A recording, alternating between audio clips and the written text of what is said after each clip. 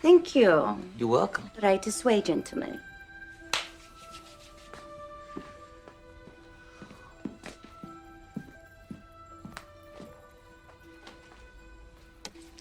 Are you ready? You ready? I'm ready. Oh my goodness. Welcome back to another video, everybody. Before we get into the video today, I want to thank everybody for blowing up my previous video and for all the new subs that rolled in.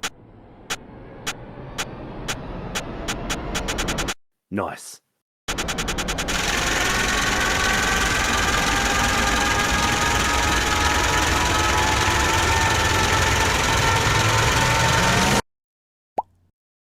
And I'd like to give a special shout out to Atura FPS for being the 100th sub on my channel.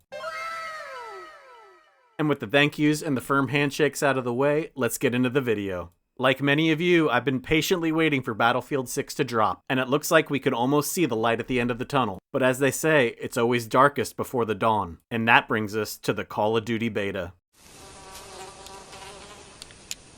That is one big pile of shit. And it seems like the verdict's out. I don't think I can ever remember in my lifetime a beta that was so universally hated. And let's be very clear, I didn't play it. I wanted to play it. I did everything in my power to get my hands on a beta key. But alas, I guess I'm not in Microsoft and Activision's good graces. You didn't say the magic word. Please! God damn it!